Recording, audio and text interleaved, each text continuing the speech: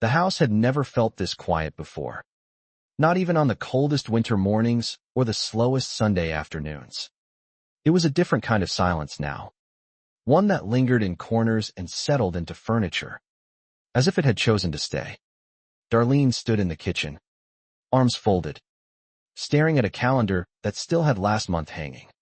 She did not fix it. Nobody had.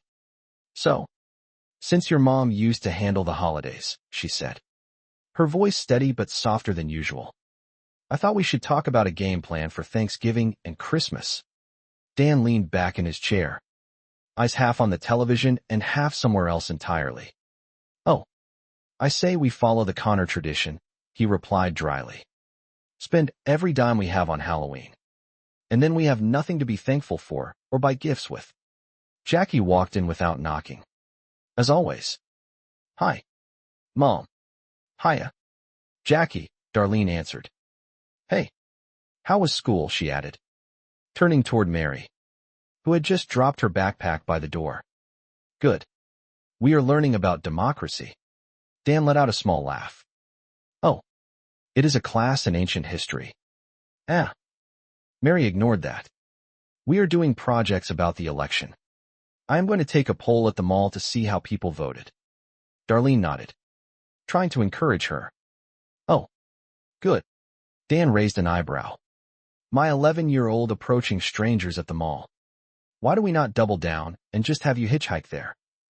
Mary crossed her arms. No. You are taking me. Dan shook his head.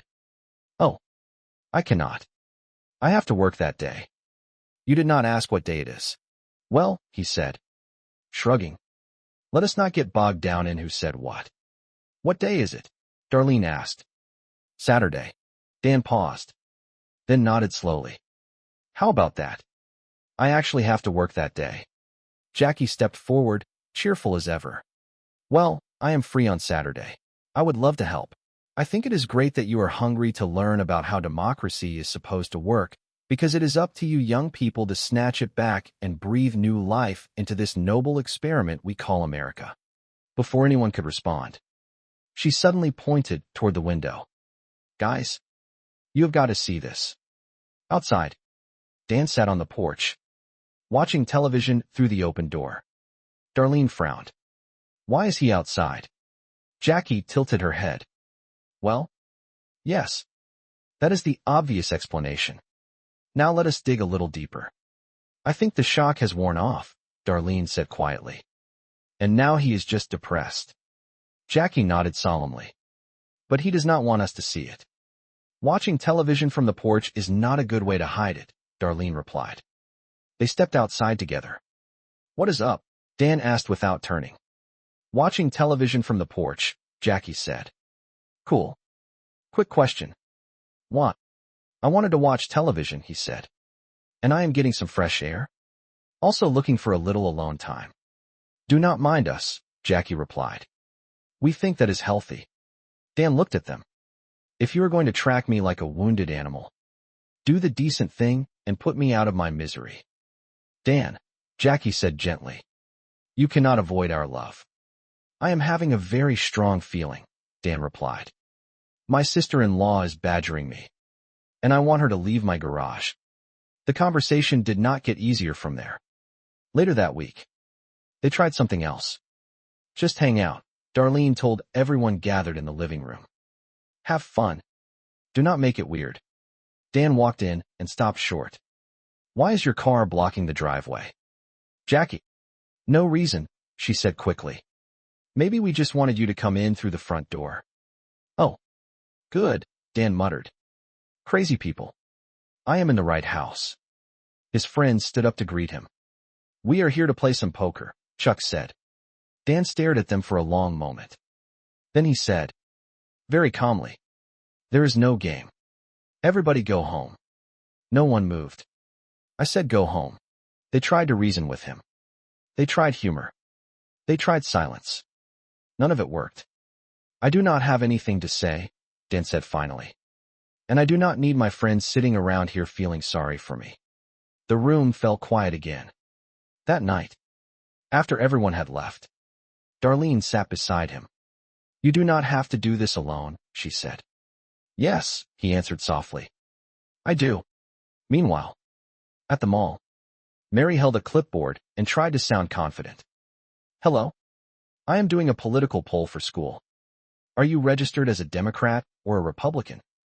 Democrat, the woman replied. Jackie clapped her hands. A wave of hope, she whispered too loudly. Jackie, Mary said. Embarrassed. You are not supposed to take sides. They moved on. Hello. I am doing a political poll for school. Are you registered as a Democrat or a Republican? Republican. Did you vote for higher property taxes to fund the arts? No. Jackie stepped in again. Quick follow-up question. There is proof that communities with more arts programs have less crime and enrich our children's lives. You like children, right? The man smiled politely. Nice try. Not taking it. Within minutes, the conversation turned into a debate. Mary lowered her clipboard. They do not listen, she said quietly. They just argue. Jackie sighed. Yeah, that sounds about right. Back at home, another conversation was unfolding. I need you and Dad to go to church, DJ said. Darlene blinked. What? So that Mary will want to go, he explained. It was important to her mother. Darlene hesitated. You know how I feel about organized religion. I know, he said. But this is not about that. She looked at him for a long moment. Then she sighed. Fine. One time. Sunday came. They sat in a row. Awkward and quiet. Just long enough for God to see your face, Darlene whispered. And by God, you mean Gina, DJ replied. Exactly. They stood when everyone else stood. They sang when everyone else sang. And for a brief moment, something softened. Not everything, but something. Outside the church, Dan sat in his truck. He had tried to go in. He could not. I am not in a great place with God right now, he admitted later. Then do not start there, Darlene said. Start with us. He nodded, though he did not say anything. That afternoon, he rolled his motorcycle out of the garage. You have not ridden in years, Darlene said. I need to feel something, he replied. She crossed her arms. You can feel something without risking your neck. He smiled faintly. Maybe. But I want to try this first. She stepped closer. Then here's the deal. You ride. But you come back. He looked at her. I love you, she said. He nodded again. I know. Across town, Mary sat at her desk. Writing. Her project had changed. It was no longer a poll. It was an essay. People do not listen. She wrote. They just yell at each other. If we want things to get better, we have to start listening. Even when it is hard. Especially when it is hard. She paused. Thinking about her family. Thinking about her grandfather. Thinking about the silence that had filled their home. Then she kept writing. Because sometimes, even when people do not know what to say out loud, they can still begin by trying. And sometimes, that is enough to start something new. The house had changed in a way that no one could quite describe. Yet everyone could feel. It was not only quieter, though it was that too. It was slower. As if time itself had decided to walk instead of run. Lingering in the hallways and resting on the edges of conversations that never quite began. Darlene stood in the kitchen, looking at a calendar that had not been turned to the current month. She noticed it every day. She simply chose not to fix it. So, she said, with a tone that tried very hard to sound practical. Since your mom used to handle the holidays, I thought we should talk about a game plan for Thanksgiving and Christmas. Dan sat at the table, his hands wrapped loosely around a cup of coffee that had long gone cold. He did not look up. Oh, I say we follow the Connor tradition, he replied. Spend every dime we have on Halloween. And then we have nothing to be thankful for or buy gifts with. The line would have earned a laugh once. Now it floated in the room and gently settled without landing. Hi, Mom. Jackie entered with the same energy she always carried. As if she had made a lifelong promise to never let a room stay too quiet for too long. Hiya. Jackie, Darlene said. Then she turned toward Mary. Hey, how was school? Good, Mary answered, dropping her bag by the door. We are learning about democracy. Dan finally looked up, a faint spark of humor in his eyes. Oh, it is a class in ancient history. Ah. Mary did not react. She had learned when to let things pass. We are doing projects about the election, she continued. I'm going to take a poll at the mall to see how people voted. Oh, good, Darlene said, though her voice carried a hint of concern. Dan leaned back. My 11-year-old approaching strangers at the mall. Why do we not double down and just have you hitchhike there? No, Mary said firmly. You are taking me. I cannot. I have to work that day. You did not ask what day it is. Dan shrugged slightly. Let us not get stuck in who said what. What day is it? Darlene asked. Saturday. Dan paused, then nodded. Well, would you look at that? I have to work Saturday. Jackie stepped forward, smiling. I am free Saturday. I would love to help. I think it is wonderful that you want to learn how democracy is supposed to work. It is up to you young people to bring it back to life. She turned suddenly toward the window. Guys, you have got to see this. They followed her gaze. Outside, Dan was sitting on the porch, watching television through the open doorway. Darlene frowned. Why is he outside? Jackie crossed her arms thoughtfully. Yes, that is the obvious question. But let us go deeper. I think, Darlene said quietly, the shock has worn off. And now he is just sad, Jackie added.